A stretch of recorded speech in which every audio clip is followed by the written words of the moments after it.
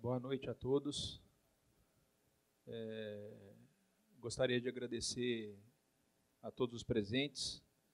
A gente está iniciando o nosso módulo de reuniões científicas do segundo semestre da Sociedade de Angiologia e Cirurgia Vascular do Estado de Goiás. E hoje a gente está trazendo como tema para falar aneurisma complexo de aorta abdominal, por que e quando utilizar endoprótese fenestrada.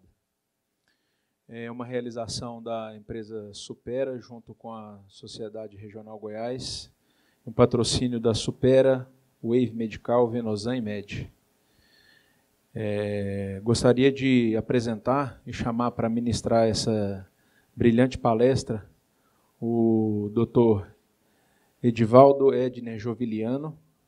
Ele é professor livre-docente do Departamento de Cirurgia e Anatomia da Faculdade de Medicina de Ribeirão Preto, da Universidade de São Paulo, e chefe do Serviço de Cirurgia Vascular e Endovascular do Hospital das Clínicas de Ribeirão Preto.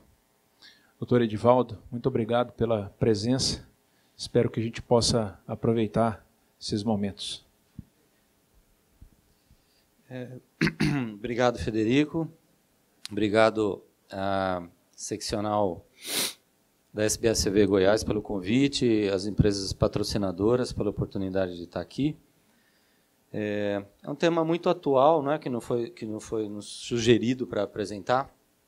E, por incrível que pareça, apesar de já há um longo tempo, causa muita confusão, principalmente nas indicações dos tratamentos dos aneurismas de aorta abdominal.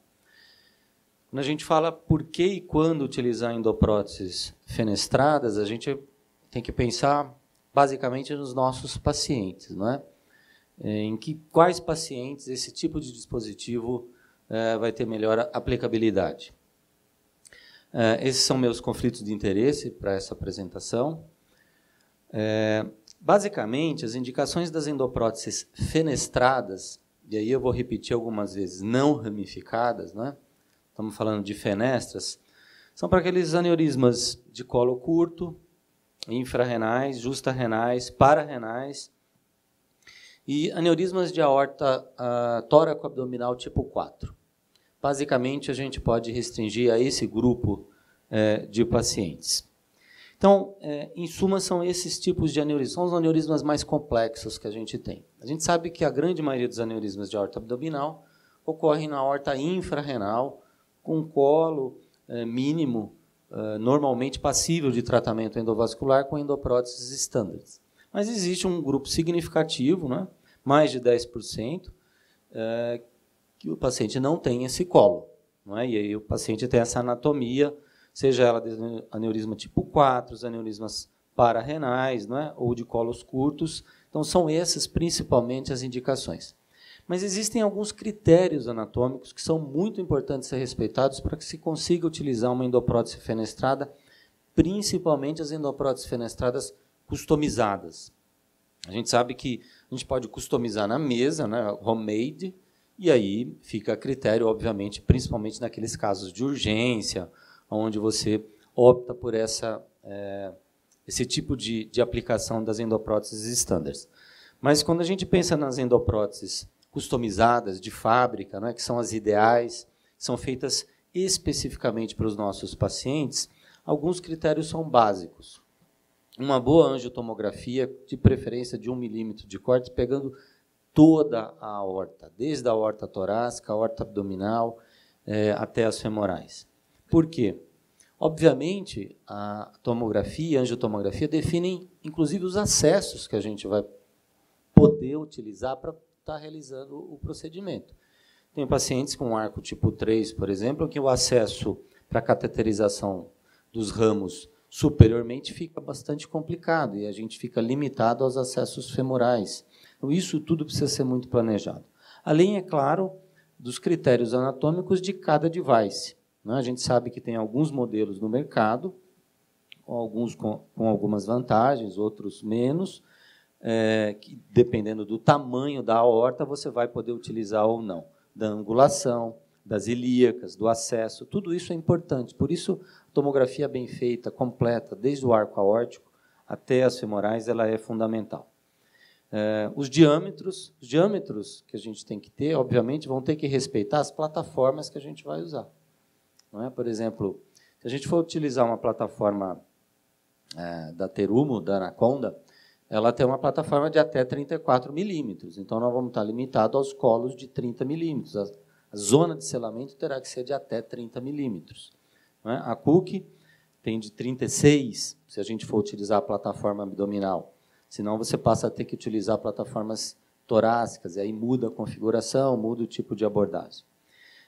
O planejamento, o tipo de stent que vai ser utilizado, tudo isso é absolutamente fundamental. Então, as indicações são exatamente isso, para os aneurismas complexos de aorta abdominal e, hoje, indicação de primeira linha para os pacientes de alto risco. Isso, a literatura não é clara. Não é? Quais são os pacientes de alto risco? Isso, obviamente, é algo intuitivo que a gente discute numa mesa multidisciplinar, não é? Com colegas cardiologistas, pneumologistas, avalia a idade do paciente, a expectativa de vida, para a gente avaliar, inclusive, a morbidade de uma eventual abordagem aberta. Porque a gente sabe que o tratamento open repair, a cirurgia convencional, para esses aneurismas complexos, tem resultados também bastante diferentes dos aneurismas infrarrenais. Não é? Com uma morbidade, uma mortalidade bem maior do que nos casos regulares de aneurismas infrarrenais. Então, há que se considerar, há que se ponderar todas essas circunstâncias e, obviamente, que a decisão ela é individualizada. A primeira plataforma utilizada, que foi lançada no mundo, foi a plataforma da Zenit, né, da Cook, onde você tem, de diferencial, ela tem um corpo, que é onde é confeccionada as fenestras, independente dos ramos, independente da via abdominal e ilíaca. E depois você completa com a via abdominal e com os ramos ilíacos. Ela é uma endoprótese não reposicionável, que teve bons resultados e ainda tem, desde que os casos sejam bem planejados. Mas ela não permite nenhum tipo de erro, nenhum tipo de transgressão, seja no planejamento, seja na liberação.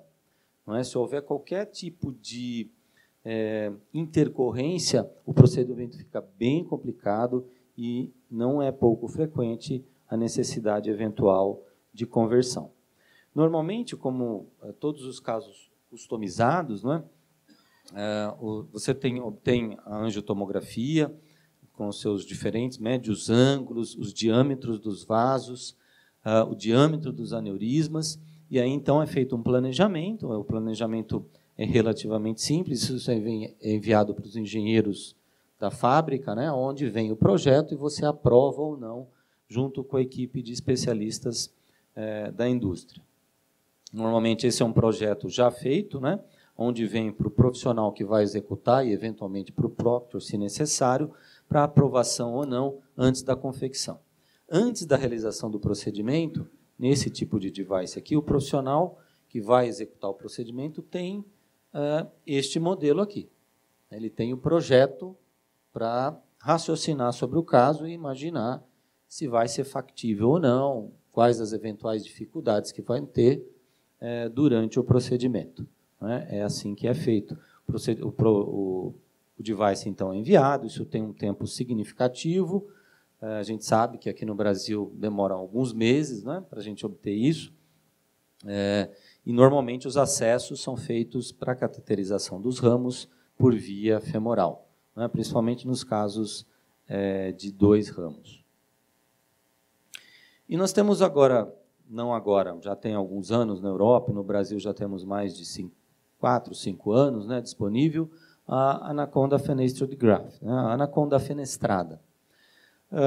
Diferencial que esse device tem, obviamente, ela tem uma configuração, ela é de poliéster, nitinol, e tem uma configuração bastante diferente da configuração do device da Zenit. Primeiro que ela não tem o dispositivo de fixação suprarrenal, né, o que a gente conhecido como free flow. Ela é uma endoprótese reposicionável. E no corpo dessa endoprótese, isso que tem um dado bastante interessante, ela é livre de stents, o que permite uma possibilidade muito grande de modificação e angulação destas fenestras que você deseja. É permitido colocar no ângulo preciso, na frente do vaso, independente da localização anatômica prévia que a tomografia te mostrou. Não é? Porque quando você tem stents, você tem que respeitar a posição do stent, não é? E não necessariamente você consegue uma boa posição desses ramos. A endoprótese da Anaconda, ela tem esse pedaço do seu corpo, e esse é um outro diferencial, ela faz parte do corpo da Anaconda. Essa peça, onde são confeccionadas as fenestras, é a própria peça que seria a peça onde você vai conectar os ramos ilíacos. Não é? Você não precisa de uma peça a mais. Então, ela é confeccionada sobre a própria plataforma da Anaconda. Então, ela tem o corpo sem suporte, o que permite, então, isso como eu estava falando, essa localização em diferentes pontos, inclusive aqui entre stents, se necessário, se você quiser fazer algum tipo de colocação não habitual. Já foram colocadas, com esse device aqui, casos de até 6 fenestras, quando se consideram polares, renais, já tem casos descritos de 6, 5 várias. A maioria que nós fizemos no Brasil são de 4 fenestras. Ela permanece com a vantagem, para quem já conhece a Anaconda regular, né, a on-lock, a cateterização normalmente do lado contralateral é feita através de um guia imantado, o que facilita bastante a cateterização, é um tempo que a gente economiza bastante na tentativa de colocar o outro lado, e isso permanece também na endoprótese fenestrada, o que é uma vantagem bastante significativa, na nossa opinião. Então, num caso onde você tem necessidade de uma correta posição, uma correta liberação, você ter a possibilidade de reposicionar, num caso de fenestrada, para quem trabalha com ramos e fenestras, sabe o quão isso é vantajoso. Você pode recolher a prótese por inúmeras vezes, não há um limite definido para o recolhimento e reposicionamento da prótese, você pode rodar a prótese, colocar ela superiormente, inferiormente, para facilitar a cateterização dos seus ramos. Então, isso, nos casos de fenestrada, na nossa opinião, é uma vantagem muito significativa, que propicia até uma certa tranquilidade maior durante o procedimento, não é? Quando você está realizando essa cateterização, já que quando a endoprótese está aberta, obviamente, elas estão na frente dos ramos. Né? Você pode estar ocluindo uma mesentérica, um tronco celíaco, renal, com as suas respectivas repercussões. Então, o fato de ter reposicionamento é algo que facilita bastante o procedimento e o tempo de cateterização também. Algo diferencial nesse projeto da Anaconda fenestrada é esse modelo 3D, não é? Que em todos, absolutamente em todos os projetos, eles são confeccionados. Então, isso, durante a confecção do projeto, é feito, obviamente, todas as medidas aqui no Brasil, essas medidas são enviadas para a fábrica confere, faz uma nova medida, pergunta se os envolvidos estão de acordo, e aí, então, é feito o protótipo, o modelo 3D, tanto da prótese quanto da aorta do indivíduo. Né? Isso é uma Case Rehearsal Service, é um serviço que está incluído quando você pede esse tipo de device para tratar o seu paciente. Em todos os casos, isso é feito automaticamente. É um modelo 3D, né, que é feito a partir de estereotaquigrafia. O serviço é esse aqui, é feito o modelo 3D da aorta e o device para você implantar neste modelo 3D antes da execução do seu procedimento. Normalmente, a estereolitografia, não é? Que é o sistema, é uma impressora 3D que faz. O material era mais duro, agora é de silicone, ficou bem mais fácil da gente manipular. São modelos como esses daqui que os senhores estão vendo, eu vou mostrar mais alguns adiante, não é? Onde normalmente se isola a região anatômica, projeto, o sistema gráfico de computador, ele isola a região anatômica que você vai trabalhar, reconstrói isso, tanto externamente quanto com o lúmen, respeitando todos os limites do lúmen, e aí, a partir daí, o endograph é feito também para ser trabalhado nesse modelo, igual ao endografe final que você vai utilizar para a realização do procedimento.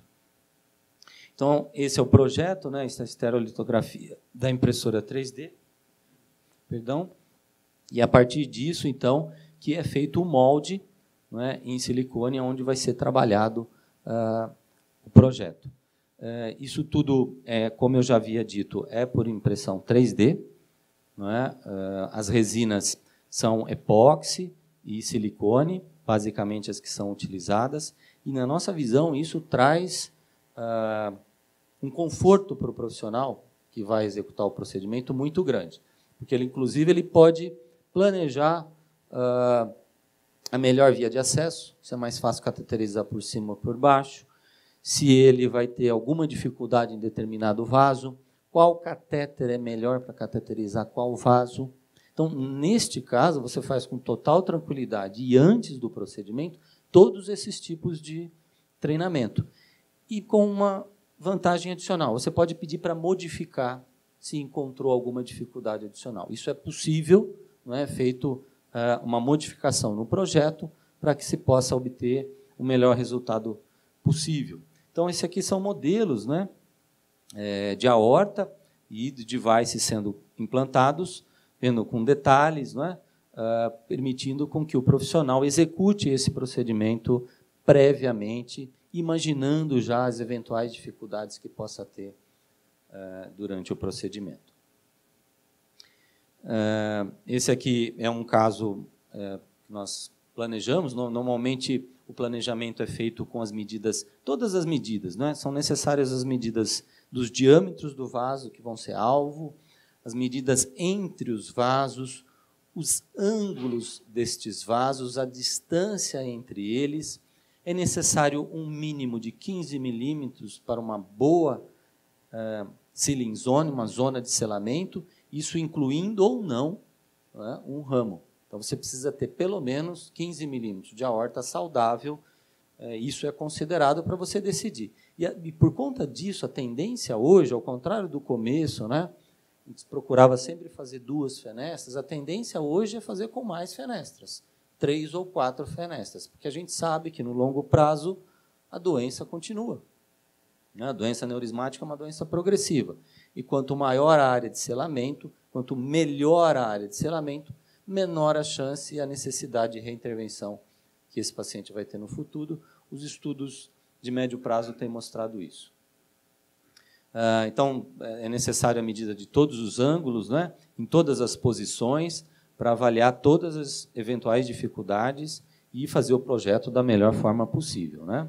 Então, esse aqui é um preenchimento que a gente faz pré-procedimento, com todos esses dados, dados entre o tronco celíaco e a mesentérica, entre a mesentérica e a renal, todos os tipos de ângulos e os tipos de stents e tamanhos que, eventualmente, você vai planejar e vai usar. Nas endopróteses fenestradas, os stents normalmente utilizados são os stents revestidos balão expansíveis, preferências aqueles que nós conhecemos que podemos fazer o flare, né, que é aquele hiperinsuflamento depois da colocação do stent, para evitar vazamentos endolix tipo 3. Aqui em detalhe, né, a endoprótese sendo colocada e a cateterização através dos ramos, nós estamos olhando por fora, esse é um protótipo de aorta com a endoprótese dentro.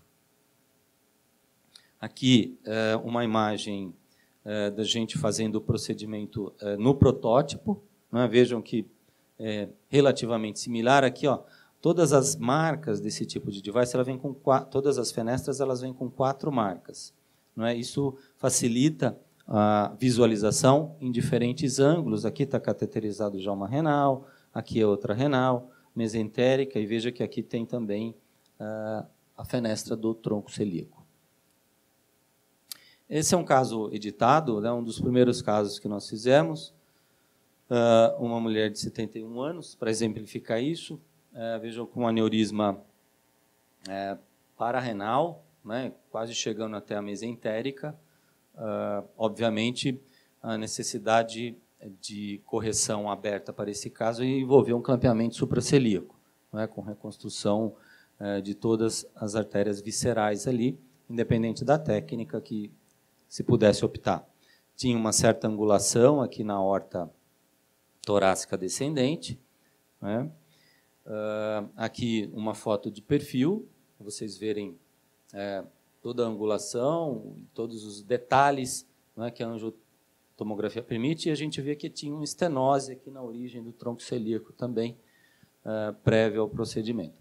Apesar disso, houve uma discussão se não faria a fenestra, se ocluiria o tronco celíaco. A opção foi por fazer a fenestra e, como íamos cobrir uma área muito significativa, toda a aorta abdominal, quase na transição torácica, a opção foi por preservar o tronco celíaco com a tentativa de fazer angioplastia através da endoprótese fenestrada.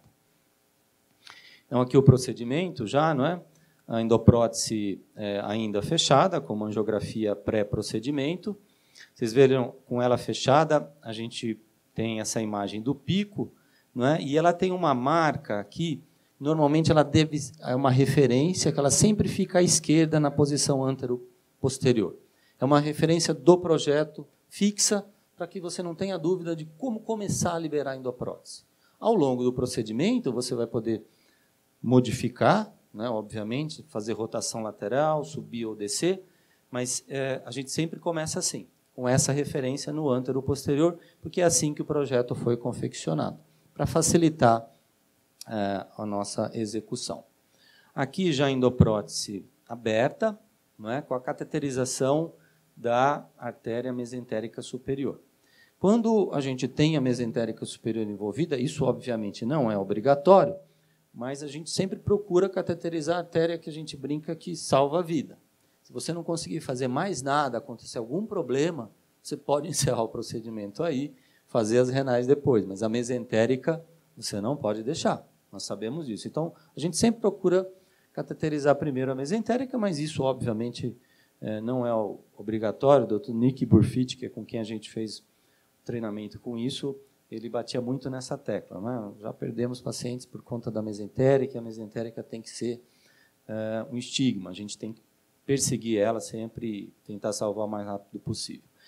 Se os senhores observarem aqui, a endoprótese ela não está totalmente aberta, não é? Nós abrimos ela parcialmente, o que facilita, ela dá algumas... Você pode até abri-la totalmente, né? Mesmo assim você pode fazer a rotação, só que se abrir ela parcialmente, somente nos níveis dos ramos que você quer cateterizar, isso lhe permite uma movimentação melhor e mais fácil, não é? Sem ficar raspando na parede da aorta. Então, facilita bastante essa modificação. E você pode cateterizar os ramos, não é? E isso, quando você faz o acesso superior, pelo menos 3 ramos você já pode cateterizar inicialmente por cima, sem abrir totalmente a endoprótese, podendo modificá-la. É só você não colocar o stent nessa fase. Então, cateterizou o ramo, deixa o guia, vai para a renal, depois para outra renal. Aí sim, depois tratando um vaso de cada vez, com a respectiva bainha. Então, isso facilita muito a execução do procedimento. São algumas dicas de experiências que a gente acabou obtendo. Aqui, vejam que a renal do lado direito, a gente optou por cateterizar por baixo, por conta da angulação, não é, com um catéter específico, baseado no treinamento anterior. Aqui a renal esquerda, não é, já cateterizada, fazendo o controle. Aqui, já fazendo o posicionamento, a colocação do stent revestido na artéria e conferindo a perviedade da artéria mesentérica superior.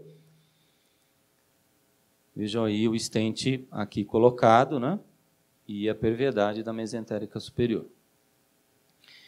Veja aqui, para encerrar o procedimento, né, aqui nós tínhamos já as 2 renais, com os stents, a artéria mesentérica superior, e aqui o tronco celíaco com a estenose, que a gente teve uma certa dificuldade. Demoramos um bom tempinho para conseguir atravessar isso, nos deu um certo arrependimento de ter colocado essa fenestra, né, por que não fechamos esse tronco celíaco, mas no final, com muita insistência, a gente acabou conseguindo, fez a angioplastia e conseguimos colocar o stent no tronco celíaco, com um bom resultado final, sem vazamentos.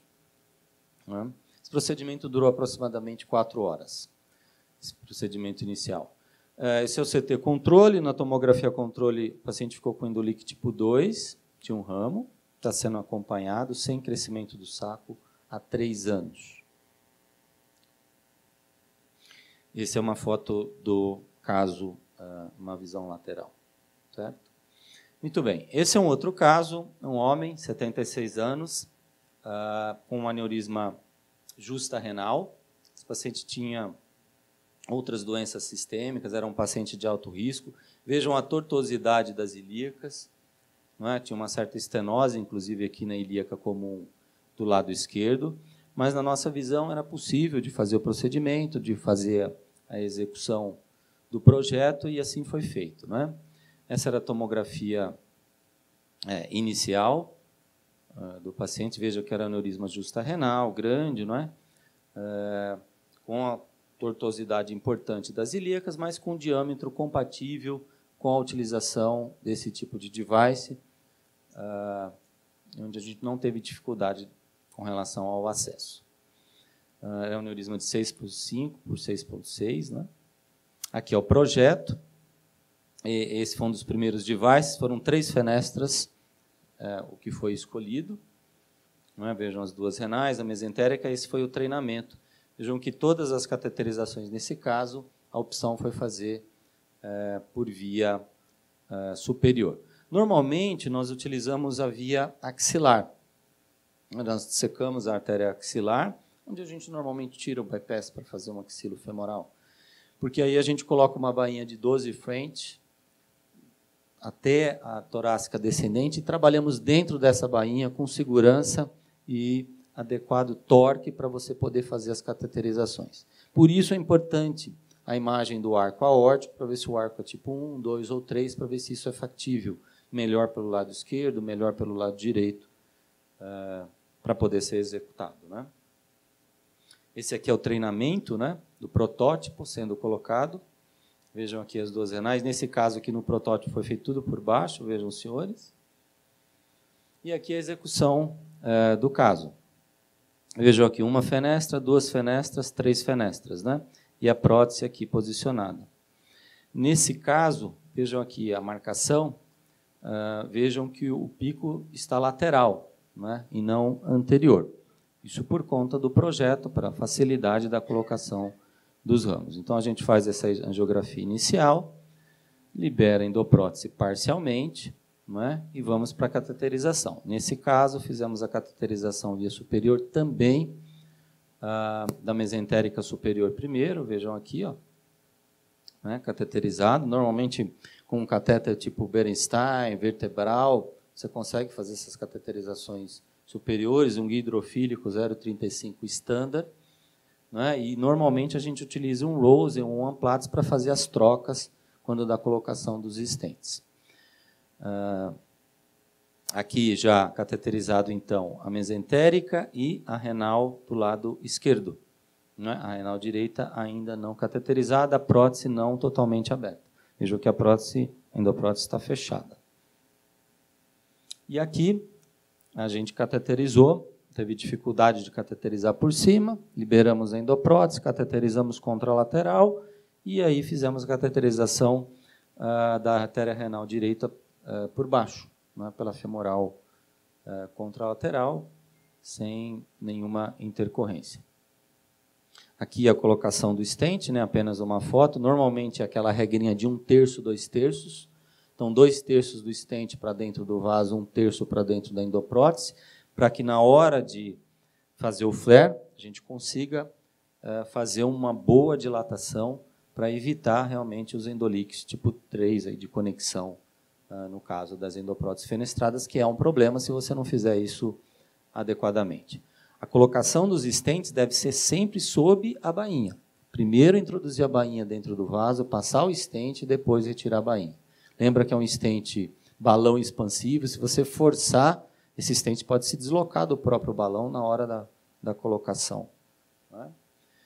Aqui já, então, a endoprótese colocada com os ramos, o stent do lado direito, o stent na mesentérica e aqui a bainha dentro da renal esquerda para a gente finalizar o procedimento. Aqui os 3 stents posicionados, né? Vejam aqui, vejam que a não estrutura de stents aqui na endoprótese, né? Vejam a configuração da endoprótese anaconda. E aqui o controle final do procedimento com bom resultado e ausência de endolique. Aqui a tomografia controle, depois de 2 meses, por conta da função renal do paciente, e mostrando sem nenhum tipo de endolique, um bom controle. Esse paciente já tem 3 meses de seguimento sem nenhuma complicação, sem necessidade de reintervenção. Para encerrar agora, o que os trabalhos dizem, né, sobre as endopróteses fenestradas? Não existem larga escala, grandes trials comparando a endoprótese fenestrada com a aberta. Mas os resultados são encorajadores, são séries de casos de diferentes serviços, né? O serviço mais importante é o de Cleveland, tem mais publicações, principalmente com as endopróteses da Cook, mas os serviços europeus hoje têm usado mais frequentemente a plataforma Anaconda fenestrada por conta das suas facilidades, que a gente acabou comentando aqui, mostrando que os resultados são muito encorajadores, não é? Respeitando os critérios anatômicos de cada plataforma. Essa é a última publicação da endoprótese fenestrada Anaconda, mostrando uma mortalidade de 3%, 98% de acesso adequado ao vaso, né? E patência com 30 dias de seguimento, mostrando aí uma curva de Kaplan-Meier de 1 ano de 91%, compatível com pacientes com aneurismas complexos tratados com esse tipo de device. O Dr. Nick Burfitti foi o que nós fizemos o treinamento, né? Ele esteve no Brasil algumas vezes, nós estivemos lá, e ele que publicou essa série de casos do Reino Unido, é a maior série de casos com o Endograph Anaconda. Aqui no Brasil nós já temos mais de 30 casos, com resultados bastante satisfatórios. Então, para concluir a nossa apresentação, o que a gente percebe é que esse serviço, né, de endopróteses customizadas, quanto mais planejamento, melhor. E a possibilidade de você fazer esse treinamento antes, com o modelo 3D, sem dúvida nenhuma, facilita muito a execução do procedimento e minimiza eventuais intercorrências, na nossa opinião. Isso é o que a literatura tem mostrado, né? O planejamento é absolutamente fundamental nesse tipo de procedimento. É possível, é necessário você reconhecer os limites de cada device, os limites desse tipo de procedimento. A gente recebe muitos casos que o aneurisma se estende para a região torácica, e aí são outros tipos de devices, são os devices ramificados, que são os mais indicados, né? Então, os fenestrados são para os aneurismas complexos de aorta abdominal e, eventualmente, os tipo 4. Os resultados são bem satisfatórios, a gente não tem dúvida que essa tecnologia vai permanecer e vai ser cada vez mais utilizada nos nossos pacientes. Obrigado pela atenção de todos.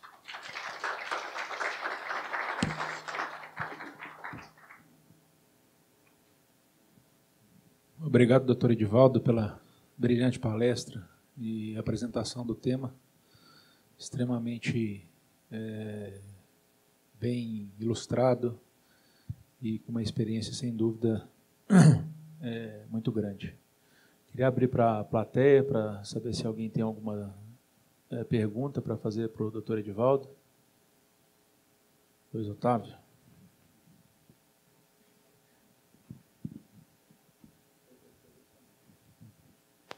Boa noite. Edivaldo, parabéns pela palestra. Conheço Edivaldo já há muitos anos, mais de década. Parabéns pela carreira acadêmica e o nome que você fez dentro da USP Ribeirão e nacional. Minha pergunta é, ficou muito clara a diferença quando indicar as fenestras, né? Para, justa, 4. A tendência nos tóraco-abdominais é usar, pelo menos a minha, eu não tenho os 30 casos, mas chegando na metade do que você tem, é usar as ramificadas. Mas para a justa renal, hoje em dia, você tem feito o planejamento pela empresa e espera esse tempo para chegar, ou você tem feito handmade? Depende, Luiz. Depende do tamanho do aneurisma, das características clínicas do paciente. A gente pondera muito.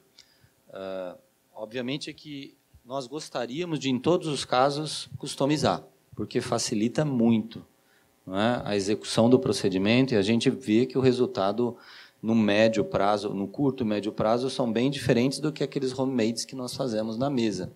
Em geral, os homemades nós temos reservados para aqueles casos, em geral, de urgência relativa, não é, e grandes aneurismas que a gente não tem coragem de esperar 2, 3 meses para que o device fique pronto. A outra pergunta eu não sei se eu perdi ou não vi, mas desses casos ou experiência pessoal sua, quais são as principais complicações e qual que se é vazamento nos stents revestidos ou se é trombose. E dos revestidos, você deixou claro que a opção é balão expansível. Exato. E o flare é sempre com 1, 2 milímetros a mais. O que você gosta de usar? A gente utiliza flares, nós somos, começando do final, né? Somos bastante generosos. Então, se você tem um stent de 7, nós fazemos um flare com 12. Não é? Se você tem um stent de 8, a gente faz um flare com 12 ou 14 se tem o balão disponível. E é só ali da entrada do orifício para fora. Não é? Com relação a complicações, nós tivemos um caso de vazamento no Uruguai, que foi difícil tratar, entre o stent e a endoprótese. Trombose, não tivemos casos, trombose de ramos. Complicações que nós já tivemos, nós tivemos 2 complicações graves. Uma foi no Rio Grande do Sul, onde aquela questão de fazermos concessões, né? Nós utilizamos, era um arco tipo 2, e nós não utilizamos uma bainha ideal. A bainha era muito rígida, não é? E o procedimento durou as suas 4 horas habituais, eram 4 fenestras, e, infelizmente, o paciente acabou evoluindo com um acidente vascular cerebral. Provavelmente por conta do acesso. Por conta da rigidez da bainha, enfim, a tortuosidade deve ter ocorrido, é o que a gente supõe. Foi uma complicação bem grave. E um outro caso, uma complicação também grave, que nós tivemos foi, que é o que a gente hoje... eu esqueci de dar essa dica, né? Quando a gente não abre a endoprótese, você fica com a endoprótese ali na femoral. Mas se o procedimento começa a demorar mais do que 1, 2, 3 horas, aí a gente prefere mudar de estratégia. Abrir tudo, soltar os ramos e aí voltar para cateterizar novamente. Porque tem a questão da isquemia e reperfusão das femorais. E nós tivemos um caso que nós perdemos o paciente por isso. Não é? Por isquemia da perfusão. No final do procedimento, durou quase 6 horas, o colega foi avaliar a perna do paciente e a gente viu que o grau de isquemia era muito avançado. O paciente já tinha uma doença arterial periférica, que acabou complicando. Isso também foi algo que, com certeza, contribuiu. Então, a gente tem tomado esse cuidado hoje em dia, quer dizer, passou o limite de 3, 4 horas, termina os ramos ilíacos e depois você volta para fazer a cateterização dos ramos viscerais. A última pergunta, eu vi que, acho que o último caso, o que vocês usaram o modelo para treinamento, você fez uma cateterização renal pelas femorais, mas na hora do procedimento você fez por cima, pela 12F. Mudou por alguma razão? Na verdade, foi uma opção no momento, porque o ângulo da mesentérica era muito acentuado e a gente já imaginou que o posicionamento do stent ficaria melhor colocando ele por cima. Já que estávamos ali com a bainha, resolvemos tentar a cateterização na renal e deu certo numa das renais. Então, foi exatamente por isso, porque foi rápido e a opção foi terminar o procedimento logo. Prometo a última. E todas as fenestras são pré-cateterizadas ou não? Não, não são pré-cateterizadas. Não são. Mais alguém? Pergunta para o doutor Edivaldo.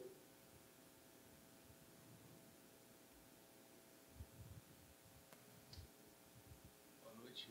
Excelente apresentação. No caso da fenestração para essas polares, né, você chegou a citar isso, vocês têm algum diâmetro mínimo que vocês decidiram que é importante para manter a perviedade do stent? Não é uma decisão técnica individual de cada caso, mas o diâmetro mínimo recomendável, até por conta dos stents, é de 4 milímetros de vaso. Não é? Porque menor que isso, dificilmente você vai conseguir um stent que mantenha isso pérvio. Não é? Então, isso, em geral, é o mínimo. 4, 5 milímetros de vaso que se deseja salvar. Nós não fizemos nenhum caso ainda, que é com polar. Né? As polares, tivemos alguns casos de polares que a opção foi ocluir. Não é? Mas os casos que são feitos, em geral, as menores fenestras são de 5 milímetros, então, o menor possível, 4 milímetros é o limite que tem sido utilizado. Doutor Edivaldo, prazer, Fábio, parabéns novamente pela apresentação. O tratamento do aneurisma pararenal, paravisceral, na verdade, é um novo desafio, né? A customização faz parte dessa evolução, e eu acho que dentro da customização, a customização de prateleira já é a próxima etapa. Estudos são feitos em relação à predição da origem dos ângulos viscerais, e esse dispositivo específico está fazendo estudo em a gente ter algum dispositivo ou esse dispositivo de prateleira no futuro? Não, o fenestrado nós não temos ainda uma previsão de projeto de prateleira, não. Por conta da característica do fenestrado. Porque o fenestrado, diferentemente do ramificado, né, você pode soltar ele e os ramos continuam pérvios sem nenhuma isquemia. O fenestrado, se você soltar ele no local inadequado, ele fecha o ramo e você vai ter grandes problemas. Então, ainda não temos. Existe um projeto da Cook, chama P-Branch, de prateleira, onde ele tem scallop com um pivô, não é? E tem trabalhos já publicados com resultados bastante interessantes para poder ser utilizado principalmente para casos de urgência. Mas ainda a gente não tem disponível comercialmente. A última pergunta, e quando a gente tem essa dificuldade de liberar essa fenestra no posicionamento não true and true na origem, alguma manobra? Passa um pouquinho da sua experiência aí. Sim, normalmente você fala se ela não está bem posicionada. Reposiciona, é a vantagem dessa prótese. A gente recolhe ela um pouquinho, dependendo do que você está percebendo. Ela está um pouco superior demais. Recolhe um pouquinho, baixa um pouquinho, tenta de novo. Não deu, recolhe um pouquinho, roda ela um pouquinho, tenta de novo. Então, é o reposicionamento. Quer dizer, essa é a vantagem que a gente encontra com esse tipo de device, com essa plataforma. Mais alguma pergunta? Fábio, quer perguntar alguma coisa? Mais alguém?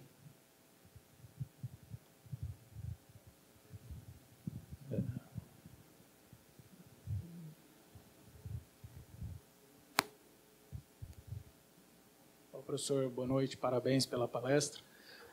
Eu fiquei numa dúvida, só quando você vai fazer o flare do stent, você falou que vai do orifício para dentro da prótese, certo? Como que você, nesse tipo de device aí, e com balão, com stent, você consegue identificar justamente que você está somente do orifício para fora? Porque com esse flare que você dá, se você for dentro do vaso, é o problema, né? Sim, sim. Tem a marca do balão, né? Quer dizer, a gente posiciona a marca do balão exatamente justo às marcas da fenestra. Então, obviamente que o balão insufla um pouquinho para dentro do vaso, ele insufla um pouquinho, mas é da marca, a marca tem que ficar na marca das fenestras. Então, idealmente é isso, é exatamente isso. Quer dizer, isso é o bom. Né? Isso é o que a gente deseja fazer mesmo, é que cria um funil. Entendeu? E o resultado é bom, funciona bem. A gente também, quando começou a fazer, né, todo mundo tem a curva inicial de aprendizado. Nossa, mas um balão... Nós fizemos flare numa renal com um balão de 14. 14, não...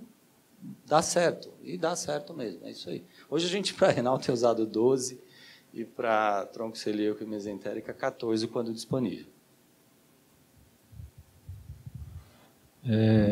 a vantagem da nossa transmissão ao vivo, dessa brilhante aula. Nós temos uma participação de um colega pela internet, fazer uma pergunta para o doutor Edivaldo. Obrigado, Felipe, pela sua participação. Não falou de onde é, mas a pergunta é: continua a orientação de uso de stent não revestido dentro dos revestidos para suporte e sustentação dos mesmos? Não, essa orientação, essa recomendação, ela é para os casos de endopróteses ramificadas, por conta da angulação e da movimentação da aorta, não é, ao longo do tempo, não é, para manter a angulação que se obtém com o stent revestido. Para as endopróteses fenestradas, não se utiliza stents não revestidos por dentro do revestido.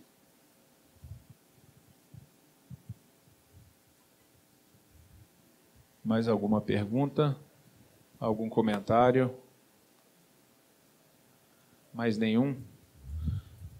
Eu gostaria mais uma vez de agradecer ao doutor Edivaldo. Muito obrigado pela disponibilidade de ter vindo até Goiânia e nos presentear com essa brilhante palestra. Gostaria de agradecer mais uma vez aos nossos patrocinadores, ao pessoal da Supera e Terumo, muito obrigado, o pessoal da MED, da Venosan e da Wave, que proporcionaram essa noite brilhante aqui de aprendizado e a noite científica. Eu queria dar continuidade à nossa discussão científica, falando um pouco agora de algumas coisas que a gente tem para dar recado da sociedade. A nossa próxima reunião científica, a 7ª reunião científica, vai ser... só um minutinho.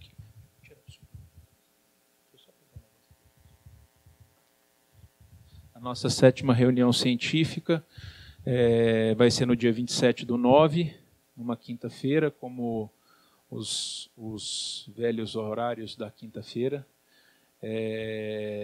Vai ser uma convidada do estado do Rio de Janeiro, doutora Cristina Righetti, para falar sobre dispositivos de recanalização de oclusões crônicas. Tá? Dia 27/9, 19h30, o local vai ser avisado posteriormente. Também nesse dia 27/9, a gente vai fazer uma prestação de contas do primeiro semestre da Sociedade de Angiologia e Cirurgia Vascular. Lembrar aos senhores que, além das reuniões científicas, nós estamos preparando o evento, o nosso 2º encontro de Angiologia, Cirurgia Vascular e Endovascular, que vai ser no dia 22, 23 e 24 de novembro. No dia 22 de novembro vai ser o pré-congresso, que a gente vai falar sobre elastocompressão e laser transdérmico. E no dia 23 e 24, na sexta e no sábado, o dia inteiro, as palestras sobre doenças arteriais, doenças venosas, novas técnicas, novas discussões. Esse ano a gente vai inovar, temos já confirmados a presença de 3 convidados internacionais que virão a brilhantar o nosso congresso, além de convidados nacionais de renome também, além da experiência dos nossos colegas aqui do estado de Goiás. Então não se esqueçam, provavelmente o site do congresso deve ser colocado no ar ainda esse mês, provavelmente esse final de semana. As inscrições já vão estar abertas, tá? Tanto para o pré-congresso quanto para o congresso em si. Tá? E se os senhores também tiverem a oportunidade de ajudar a regional com relação a conseguir patrocínios para esse congresso, seria extremamente importante. Tá? A gente tem algumas empresas já que se disponibilizaram, inclusive todos que estão aqui na reunião dos patrocinadores dessa reunião científica já estão conosco no congresso, mas é um congresso que tomou um corpo, um congresso que cresceu. A gente está tentando trazer, como eu disse, convidados internacionais e tudo mais, e isso tem um gasto enorme para a sociedade. Então, quem tiver algum contato, alguma parceria com alguma empresa, seja ela qual for, é de extrema importância que os senhores peçam para entrar em contato com a gente. Quem faz essa comunicação com ele sou eu, então é só pedir para entrar em contato comigo. Quer falar, Fábio? Esse ano a gente não conseguiu fazer, porque a gente tem que formar uma comissão de julgamento de trabalhos científicos. Como eu disse, o Congresso está tomando corpo, já estamos no segundo, provavelmente no ano que vem a gente vai formar essa comissão para julgamento, né, de trabalhos científicos e vamos dar mais um passo para engrandecer o nosso encontro goiano. Eu acho que de aviso era isso que eu tinha para dar.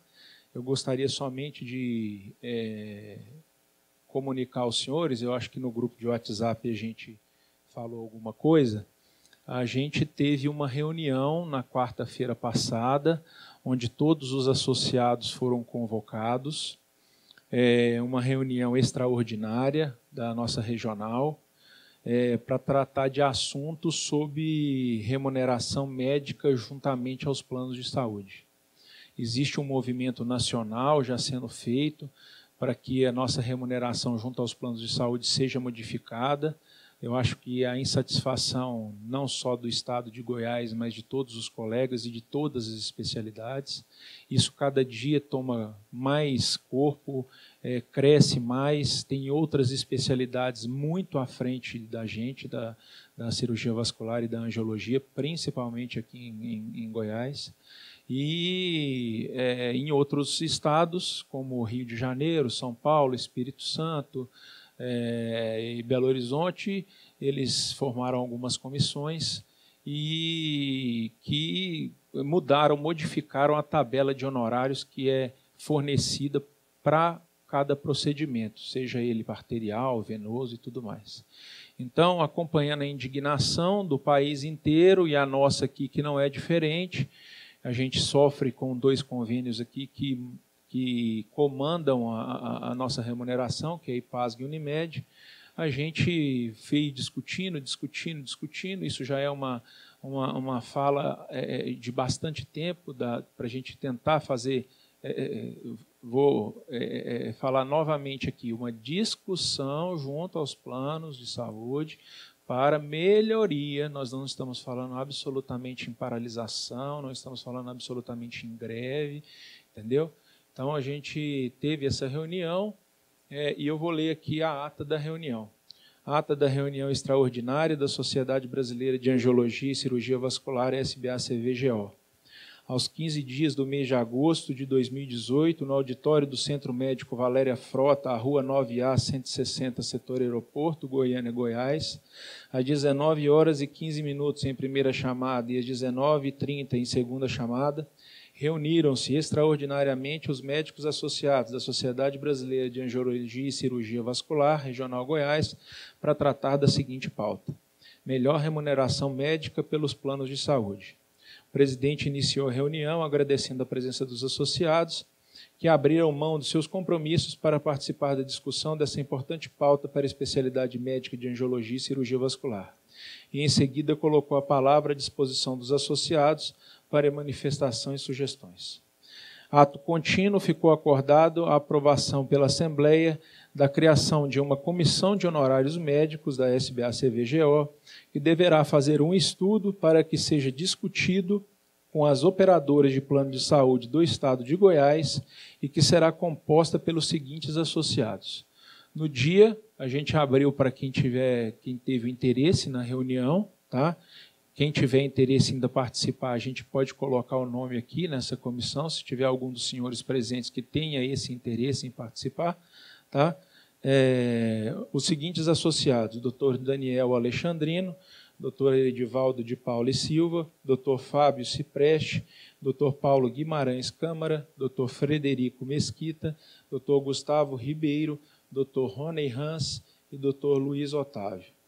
A coordenação eu coloquei a cargo do Dr. Fábio Cipreste. Se alguém tiver alguma objeção também, é só falar. Em seguida, não havendo mais nenhum assunto a ser tratado, o presidente encerrou a reunião às 20h18. A presente ata será lida e assinada no dia de hoje e demais membros da Comissão de Honorários Médicos. Então, é isso. Essa comissão está formada, são 8 pessoas que estão participando, e eu disse o nome de todos aqui. Ela é uma comissão que ela reporta as suas decisões e as suas reuniões à SBA-CVGO, tá? Mas eles, de antemão, vão representar os nossos anseios junto aos planos de saúde. Tá? Então, vão tomar algumas decisões, vão escutar opiniões de outros associados para levarem nas reuniões com os planos de saúde, né? Para que isso tome corpo, para que isso tome forma, como é no Rio de Janeiro, que tem um rol de procedimentos vasculares, que já foi implantado, tem um convênio como a Golden Cross, que já aceitou esse rol de procedimentos, já está fazendo o pagamento, entendeu? Para que não seja, para que isso torne uma uniformidade. Tem mais alguém que quer participar? Isso aqui eu vou reformular novamente e dou para assinar para os membros da comissão posteriormente. Mas alguém tem interesse em participar dessa comissão?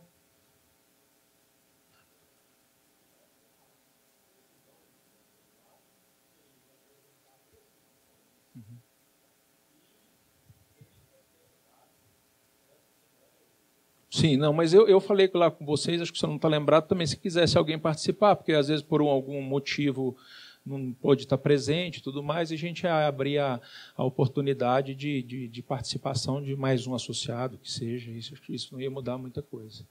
Mas a referenda, igual o senhor falou, é isso que a gente está querendo.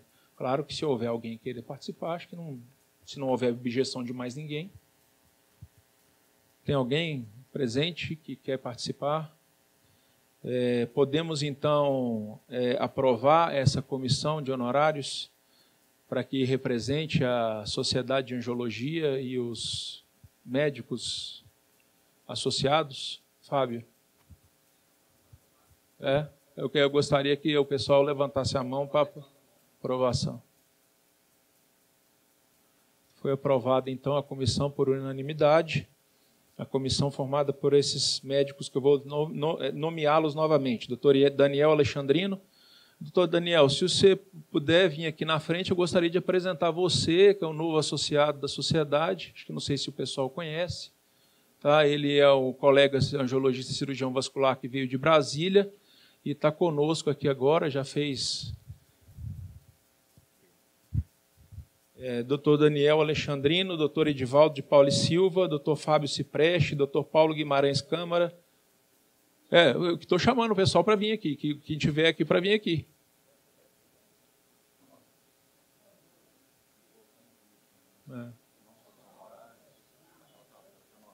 Tá.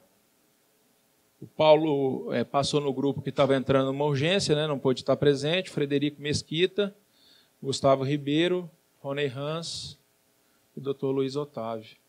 Então, fora o Dr. Paulo Guimarães Câmara, que não está presente, esses são os nossos representantes a partir de hoje, né, na Comissão de Honorários Médicos junto aos planos de saúde do Estado de Goiás. Eu queria pedir uma salva de palmas para ela. Eu acho que é um marco a partir de hoje, tá? Eu acho que a gente só tem a crescer, fortalecer a sociedade. E parabéns pela aceitar esse desafio, todos vocês. Não é fácil. Disponibilizem o tempo, tá? Os ouvidos e a saliva para vocês batalharem pelos nossos anseios. Gostaria de encerrar a reunião científica. Vocês querem falar alguma coisa? Gostaria de encerrar, então, essa 6ª reunião científica e agradecer mais uma vez a presença de todos. Muito obrigado.